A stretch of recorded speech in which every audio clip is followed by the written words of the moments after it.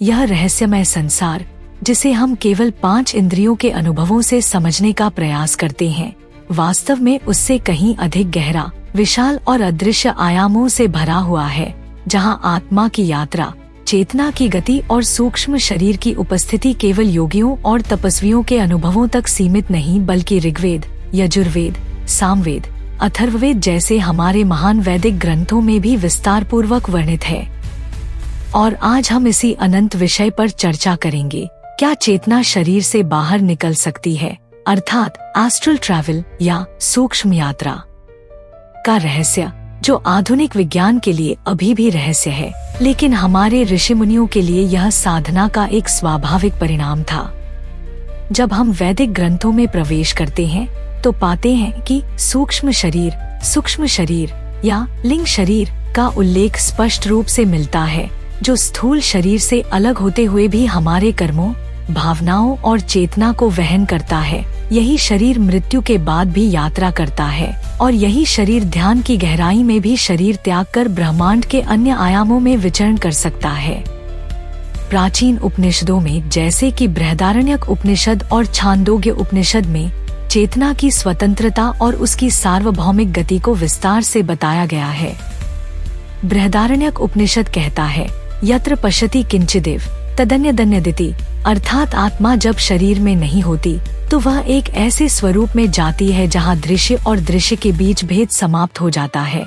यह वही स्थिति है जहाँ एस्ट्रल ट्रैवल संभव होता है।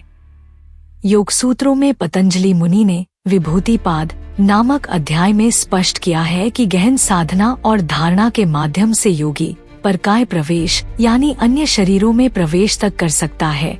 फिर आत्मा का अपने ही शरीर से बाहर निकलकर सूक्ष्म लोकों की यात्रा करना तो इस शक्तियों का प्रारंभिक स्तर है।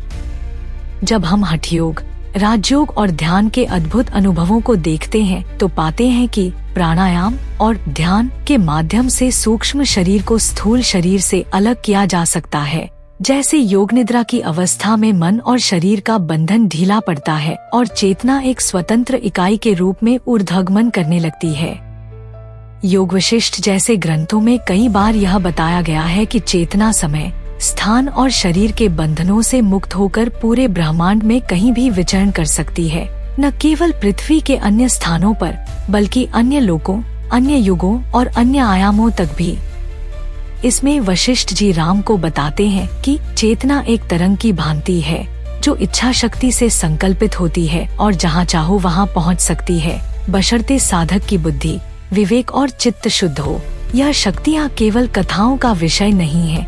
इतिहास में ऐसे कई सिद्ध पुरुष हुए हैं जिन्होंने चेतना को शरीर से अलग कर सूक्ष्म यात्राएं की, जैसे अद्वैत वेदांत के अद्भुत आचार्य शंकराचार्य, जिन्होंने परकाय प्रवेश की सिद्धि से एक राजा के मृत शरीर में प्रवेश कर उसके अनुभव से संसार का गूढ़ रहस्य जाना, या फिर गोरखनाथ और उनके नाथ संप्रदाय के योगी, जिन्होंने अपने सूक्ष्म शरीर से समस्त आकाश मंडलों की यात्रा की और अपने अनुभवों को शिष्य परंपरा में बांटा। तिब्बती बौद्ध धर्म के तुलकु भी सूक्ष्म यात्रा द्वारा मृत्यु के बाद अपने अगले शरीर का चयन करते हैं, जिसे हम पुनर्जन्म कहते हैं। वेदों में उद्यान यात्रा और स्वप्न यात्रा के संकेत मिलते हैं, जिसमें मनुष्य अपने कर्मों के अनुसार ब्रह्मलोक, पितृलोक, यमलोक और यहाँ तक कि अपरोक्ष अनुभवों से भी गुजर सकता है। अथर्ववेद में मंत्र शक्ति के माध्यम से चेतना को विस्तृत करने और सूक्ष्म शरीर को जागृत करने की विधियां दी गई हैं। मंत्र का उच्चारण करते समय उत्पन्न कंपन शरीर की जड़ता को तोड़ते हैं और चेतना को बाहर निकालने की प्रक्रिया को सहज बनाते हैं। यह कोई कल्पना नहीं, बल्कि वैज्ञानिक दृष्टिकोण से भी आज इसे out of body experience OBE या नियर डेथ एक्सपीरियंस NDE के रूप में जाना जाता है, जहां व्यक्ति अपने शरीर से अलग होकर स्वयं को ऊपर से देखता है या अन्य स्थानों पर जाते हुए अनुभव करता है। विज्ञान इसे अभी भी तर्कों और न्यूरोलॉजिकल इल्यूजन मानता है, लेकिन हजारों लोगों के अनुभवों और प्राचीन ग्रंथों के साक्ष्यों के बाद यह स्पष्ट होता जा रहा है कि चेतना मस्तिष्क की उपज नहीं, बल्कि स्वतंत्र सत्ता है, और यही स्वतंत्र चेतना यात्रा कर सकती है। श्रीमद् भगवद गीता में श्री कृष्ण अर्जुन को कहते हैं, न जायते म्रियते वा कदाचित, अर्थात आत्मा कभी जन्म नहीं लेती, कभी मरती नहीं। इसका तात्पर्य यह है कि आत्मा या चेतना समय और शरीर से परे है और इसी कारण यह शरीर के रहते या शरीर त्याग के पश्चात भी अनंत स्थानों की यात्रा कर सकती है। सूफी संतों, कबीरदास, गुरु नानक, संत ज्ञानेश्वर जैसे कई महापुरुषों ने भी अपने अनुभवों में बताया है कि कैसे ध्यान, भक्ति और समाधि के द्वारा उन्होंने उन सूक्ष्म संसारों को देखा जो स्थूल आँखों से नहीं देखे जा सकते, और इसीलिए वे कहते हैं पिंड में ब्रह्मांड है। यह सूक्ष्म यात्रा केवल आध्यात्मिक कौतूहल नहीं बल्कि आत्मबोध, आत्मशुद्धि और पुनर्जन्म के रहस्यों को समझने का माध्यम भी है। क्योंकि जब चेतना शरीर से अलग होती है तो वह अपने कर्मों, इच्छाओं और संस्कारों को स्पष्ट रूप से देख सकती है और वही उसकी अगली यात्रा को तय करता है। इस यात्रा का आरंभ होता है पूर्ण एकाग्रता से, मन की स्थिरता से। जब चित्त लय में आता है तब साधक स्वप्न और जागृति के मध्य एक स्थिति में प्रवेश करता है जिसे तृतीयावस्था या तुरिया कहा गया है, और यहीं से चेतना शरीर की सीमाओं को पार कर जाती है। कई योगी कहते हैं कि ध्यान की गहराई में एक कंपन सा होता है, एक प्रकाश दिखता है, और जैसे ही साधक उसमें प्रवेश करता है वह देखता है कि उसका शरीर पृथ्वी पर है पर वह स्वयं ऊपर उठ रहा है। यह अनुभव इतना जीवंत होता है कि साधक उस अवस्था को कभी भूल नहीं सकता। आधुनिक काल में भी परमहंस योगानंद, स्वामी विवेकानंद, श्री अरविंदो, रामकृष्ण परमहंस जैसे कई आत्मज्ञानी महापुरुषों ने अपने अनुभवों में चेतना की इस स्वतंत्रता को स्पष्ट किया है। परमहंस योगानंद की पुस्तक ऑटोबायोग्राफी ऑफ योगी में उन्होंने स्वयं लिखा है कि कैसे वे ध्यान की स्थिति में सूक्ष्म लोकों में गए और वहां के देवों, ऋषियों और दिव्य आत्माओं से मिले। यह यात्रा न केवल जीवन को बदल देती है बल्कि व्यक्ति के भीतर अनंत संभावनाओं का उदय करती है, क्योंकि जब साधक यह जान लेता है कि वह केवल शरीर नहीं, चेतना है, तो वह मृत्यु के भय से मुक्त हो जाता है। उसके जीवन में दिव्यता आ जाती है। वैदिक ऋषि इसीलिए कहते थे, अयम आत्मा ब्रह्मा, आत्मा ही ब्रह्मा है और ब्रह्मा की कोई सीमा नहीं। सूक्ष्म यात्रा का अभ्यास ध्यान, मंत्र जप, प्राणायाम, मौन, योग निद्रा और उच्च चेतनावस्था द्वारा किया जा सकता है, परंतु यह ध्यान रखना आवश्यक है कि यह केवल एक कौतूहल या रोमांच का विषय नहीं है बल्कि अत्यंत गंभीर साधना का विषय है, जिसमें साधक को आचरण, भोजन, विचार, व्यवहार और दिनचर्या को पूर्ण रूप से पवित्र करना होता है, अन्यथा चेतना भटक सकती है और भ्रम, मोह या भय उत्पन्न हो सकता है। यह यात्रा केवल तभी सफल होती है जब साधक प्रेम, शांति और समर्पण की अवस्था में हो और उसका उद्देश्य केवल आत्मज्ञान हो, न कि शक्ति प्रदर्शन। ध्यान के माध्यम से जब मन शांत होता है तो विचारों की तरंगे रुक जाती हैं और तब आत्मा मुक्त होती है। यही वह क्षण होता है जब सूक्ष्म यात्रा शुरू होती है। तब साधक केवल अनुभव नहीं करता बल्कि ब्रह्मांड का साक्षी बनता है। वह देखता है कि कैसे ब्रह्मांड की हर चेतन इकाई एक सूत्र में बंधी है और वह स्वयं उसी परम सत्ता का अंश है। यह अनुभव इतना गहन, इतना दिव्य होता है कि लौटने के बाद जीवन वैसा नहीं रहता, दृष्टिकोण बदल जाता है, मोह समाप्त हो जाता है और जीवन एक साक्षी भाव में परिवर्तित हो जाता है। इसीलिए ऋषि कहते हैं, जो अपने शरीर से परे देख सका वही संसार को जान सका। यही है वेदों का संदेश, यही है सूक्ष्म यात्रा का उद्देश्य, कि हम जान सके कि हम कौन हैं, कहां से आए हैं और कहां जा रहे हैं। क्या चेतना शरीर से बाहर निकल सकती है? वेदों, योग शास्त्रों, उपनिषदों, संतों और स्वयं अनुभवों का उत्तर एक ही है, हाँ, चेतना अनंत है, स्वतंत्र है और जब साधक तैयार होता है तो गुरु और ब्रह्मांड उसे यह रहस्य प्रकट कर देते हैं, क्योंकि सूक्ष्म यात्रा केवल यात्रा नहीं, आत्मा की पुकार है और जब यह पुकार जागृत होती है तो ब्रह्मांड स्वयं साधक को उस दिव्य मार्ग पर ले चलता है जहाँ न समय है न मृत्यु, केवल शुद्ध चेतना है। और यही चेतना जब उड़ान भरती है तो सूक्ष्म शरीर ब्रह्मांड के हर आयाम को छू लेता है। और यही है वेदों की महानता, जो हमें न केवल यह बताती है कि हम कौन हैं, बल्कि यह भी सिखाती है कि हम कैसे उड़ सकते हैं अपने शरीर से परे, समय से परे, मृत्यु से परे, ब्रह्मा के आलोक में, जहाँ केवल प्रकाश है, शांति है, अनंत है।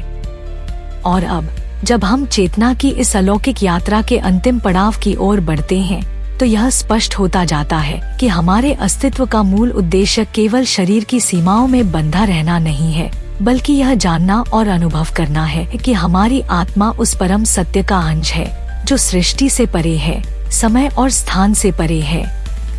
जब वेद यह कहते हैं, यत्र न तस्य मृत्यु न तस्य दुःखं न तस्य तृष्णा, अर्थात जहाँ मृत्यु नहीं, दुःख नहीं, कोई तृष्णा नहीं, वह अवस्था, वह स्थान, वही चेतना की यात्रा का परम लक्ष्य है।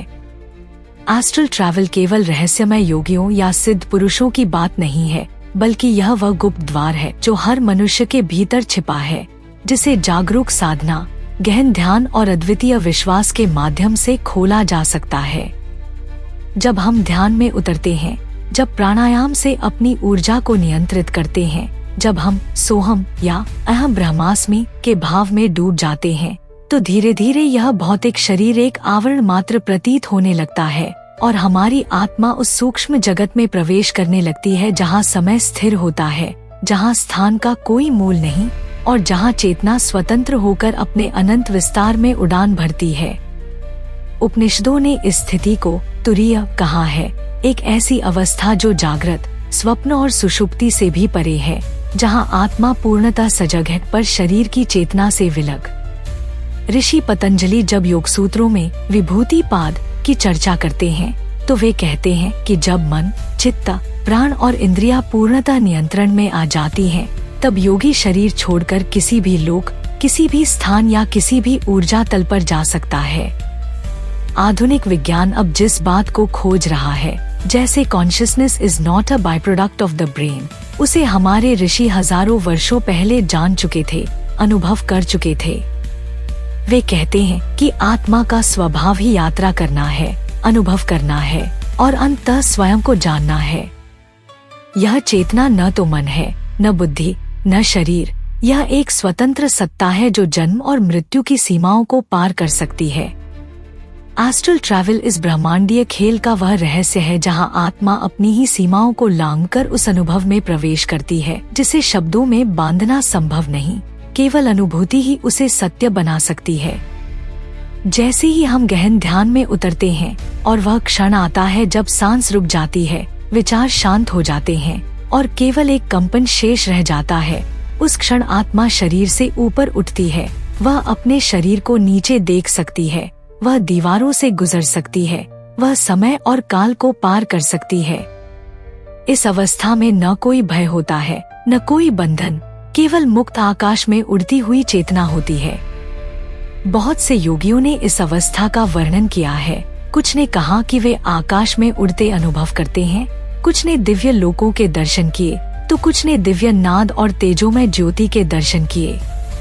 और फिर जब आत्मा वापस लौटती है तो वह वही नहीं रहती, वह बदल जाती है, उसकी दृष्टि बदल जाती है, उसकी सोच बदल जाती है, उसकी पहचान अब केवल मैं तक सीमित नहीं रहती, वह अब सब कुछ में स्वयं को अनुभव करती है। यही कारण है कि वेदांत कहता है सर्वम खल्विदम ब्रह्मा, अर्थात यह संपूर्ण ब्रह्मांड ही ब्रह्मा है। और आत्मा जब उस सूक्ष्म यात्रा से लौटती है तो यह अनुभव स्थायी रूप से उसके भीतर बैठ जाता है। इस यात्रा को कोई तकनीक, कोई गैजेट, कोई आधुनिक मशीन नहीं दिखा सकती, क्योंकि यह अनुभव भीतर से होता है, एकांत साधना से, भीतर के मौन से। यह न तो विज्ञान से सिद्ध किया जा सकता है, न खंडन से मिटाया जा सकता है। यह केवल उन्हीं को उपलब्ध होता है जो स्वयं को खोकर अपने अंदर उतरते हैं। और इसीलिए हमारे ऋषियों ने कहा, आत्मानं विद्धि, आत्मा को जानो, क्योंकि वही परम सत्य है। और जब कोई आत्मा एस्ट्रल ट्रैवल के अनुभव से लौटती है तो वह जान जाती है कि यह जीवन, यह शरीर, यह जगत सब एक माया है, एक प्रयोगशाला है चेतना के विस्तार की। तब न उसे मृत्यु का भय रहता है, न असफलता की चिंता, न किसी चीज का लोभ, क्योंकि वह जान चुकी होती है कि वह शुद्ध, स्वतंत्र, चेतन सत्ता है जो कालातीत है। और यही इस वीडियो का अंतिम संदेश है कि तुम शरीर नहीं हो, तुम मन नहीं हो, तुम विचार नहीं हो, तुम चेतना हो। और यह चेतना यात्रा कर सकती है, अनुभव कर सकती है, विस्तार पा सकती है। अपने भीतर उतरिए, मौन में डूबिए और उस सूक्ष्म द्वार को खोजिए जहाँ से चेतना अपने मूल की ओर लौटती है। ध्यान की वह अवस्था जहाँ से यात्रा शुरू होती है, मृत्यु की समाप्ति नहीं बल्कि पुनर्जन्म की स्वतंत्रता है। आज विज्ञान धीरे धीरे यह मान रहा है कि चेतना का केंद्र मस्तिष्क नहीं बल्कि चेतना स्वयं में स्वतंत्र सत्ता है, और हमारे ऋषि इसे पहले ही कह चुके हैं। अब यह हम पर है कि हम उस अनुभव की ओर बढ़ें। अंतिम सत्य यह है कि सूक्ष्म यात्रा केवल यात्रा नहीं, आत्मा की स्वतंत्रता का उत्सव है, एक दिव्य आवेग है जो हमें याद दिलाता है कि हम अनंत हैं, अजर हैं, अमर हैं और ब्रह्मांड में हमारी चेतना किसी भी दिशा में उड़ान भर सकती है। यह संसार एक मंच है, पर आत्मा उसका दृष्टा है। अब समय है उस दृष्टा को पहचानने का, उसकी उड़ान को अपनाने का और चेतना की उस महान यात्रा में स्वयं को विसर्जित कर देने का, जहाँ सब कुछ मौन है, सब कुछ शांति है और केवल अनुभव की गहराई शेष है। यही है एस्ट्रल ट्रैवल, यही है वेदों का रहस्य, यही है आत्मा की उड़ान।